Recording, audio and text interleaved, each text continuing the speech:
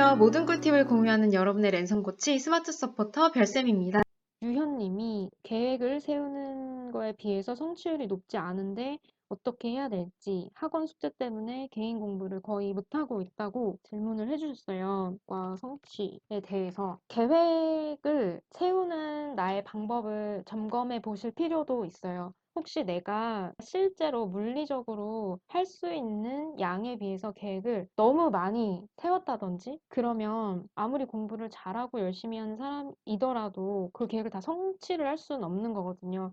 그리고 아주 기본으로 돌아가 보면 계획을 세우는 이유는 내가 공부를 더 잘하고 싶고 곁들여서 시간 관리를 잘하고 싶기 때문에 계획을 세우는 거잖아요. 본질적으로 더 중요한 거는 계획을 세운 것을 다 달성하고 성취하는 것보다 내가 이런 계획을 세우는 것을 통해서 공부 습관이 잘 잡혀가고 있는지, 내가 그 어떤 해당 과목들에 대한 실력이 진짜 늘고 있는지 이 부분이 오히려 더 중요한 부분이거든요. 그래서 계획을 세우고 성취하는 것 자체에 너무 스트레스를 받으시기보다는 먼저 내 계획이 내가 진짜 지킬 수 있는 계획으로 짜여져 있는지, 그리고 이 계획들이 나의 실력을 정말 향상시킬 수 있는 방식으로 짜여져 있는지를 먼저 점검을 해보세요. 그리고 저 같은 경우는 항상 계획을 세울 때 먼저 일주일 시뮬레이션을 돌려보거든요. 최대한 제가 상상을 하면서 시간 계산도 하면서 지킬 수 있는 선에서 계획을 세워보고, 그리고 일주일을 한번 돌려봐요. 돌려보면서 아, 이건 되겠다, 안 되겠다를 파악한 다음에 완전히 확실히 확정된 제 계획표를 딱 짜고 그 다음에 그거를 실천을 해 나가거든요. 먼저는 계획표를 한번 확인을 해보시고요. 계획을 잘 세워놨는데도 성취율이 높지 않다는 거는 내가 계획을 세운 그 시간 안에서 집중을 해서 공부를 하지 못하고 있다는 반증일 수도 있거든요. 그래서 내 집중력과 몰입을 한번 점검을 해보셔야 될 것 같아요. 그래서 내 집중을 방해하고 있는 뭐 스마트폰이 됐든 여러 환경들이 존재하고 있다면 그걸 없애는 방법을 고민을 해보셔야 될 것 같고, 방학 계획을 어떻게 세우는지 잘 모르겠어요 라고 얘기를 해주셨는데, 모든 계획은 필요한 게 목표가 필요해요. 그러니까 계획을 세운다는 거는 내가 어떤 일을 성취하고 싶다는 얘긴데, 그럼 그러니까 나의 목표가 뭐고 내가 어떤 것을 이루고 싶은지를 먼저 정확하게 딱 세워 놓으신 다음에 그걸 바탕으로 이제 시간이 아, 고3이라고 해주셨네요.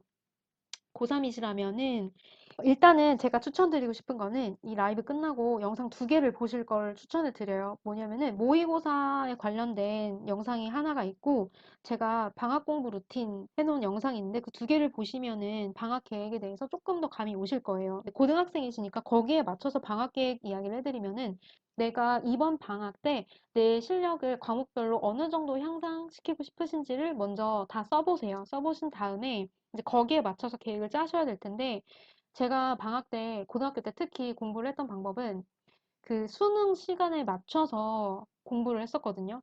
그러니까 수능을 보는 시간보다 예를 들어 한 2시간, 3시간 먼저 일어나서 네, 기상 시간은 그렇게 정했고, 그 다음에 그 수능 시간표가 있잖아요. 그래서 그 국어 시험 보는 시간엔 저 국어 공부를 했고요. 그 다음에 영어 공부하는 시간에 영어 공부를 하고, 수학 공부하는 시간에 수학 공부하고, 점심시간에 점심 먹고, 아예 그렇게 맞춰서 저는 방학 생활을 했었어요. 왜냐면은 내가 뭐 이게 과학적으로 증명된 건 아니더라도 그 시간에 계속 내가 그 머리를, 국어 머리를 굴려주고 수학 머리를 굴려주면은 좀 더 내가 시험 볼 때 컨디션 조절이나 이런 데 도움이 되지 않을까? 이런 생각이 들어서 저는 그렇게 했었고, 실제로 모의고사를 볼 때마다 제가 했던 공부 방식들이 도움이 많이 되는구나 이런 걸 느꼈었고, 네, 그래서 일단 그렇게 계획을 한번 짜보시는 걸 추천을 드리고요. 그리고 계획을 세울 때 또 중요한 게 뭐냐면 저는 시간별로 계획을 세웠어요. 시간별로 세우되 내가 그 시간 안에 얼마만큼의 공부를 할 것인지를 같이 두 가지를 넣어서 계획을 세웠었고, 그렇게 했던 이유는 시간을 정말 잘 아껴서 쓰고 싶었기 때문에도 그렇게 했었고, 그럼과 동시에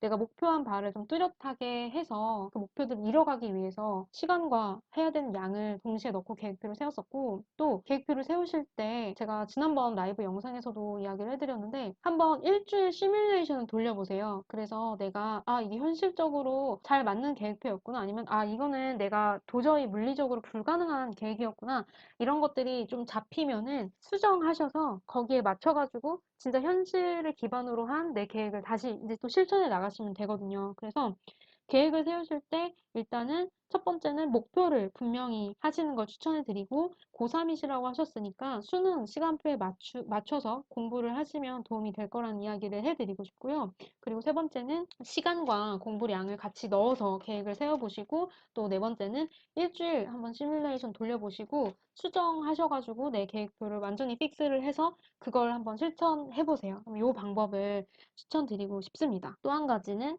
학원 숙제 때문에 개인 공부를 못하고 있는 것도 같이 질문해 주셨는데, 그러니까 학원 숙제가 제가 생각할 때는 지금 하고 있는 공부랑 연결되는 경우가 많잖아요. 왜냐하면 어차피 학원에서 배우는 것도 내가 뭐 시험 대비하기 위해서 배우는 거라든지 어쨌든 공부를 보충하기 위해서 학원을 다니고 있는 거니까 수학 문제를 풀든 아니면 영어 문제를 풀든 학원 숙제도 개인 공부랑 연결이 될 텐데, 이런 문제 때문에 사실 저는 고등학교 1학년 초반까지만 학원을 다니고 학원을 끊었어요. 왜냐면 저도 제 개인 공부가 더 중요하다는 생각이 많이 들어서 개인 공부 시간을 확보하려고 학원을 끊고 과외랑 인강을 듣고 개인 공부 시간을 최대한 확보를 해서 공부를 했었는데, 이 학원이 지금 나한테 꼭 필요한 학원인지, 그리고 이 학원 숙제를 하는 것이 내 공부에 도움이 되는 건지를 먼저 한번 좀 짚어보셔야 될 것 같아요. 그래서 내가 그래도 이 학원을 이렇게 다니면서 숙제를 하기 때문에 실력이 어느 정도 유지되고 있다고 확실하게 판단이 되시면 학원 숙제를 하면서 최대한 내가 다른 시간을 아껴서 내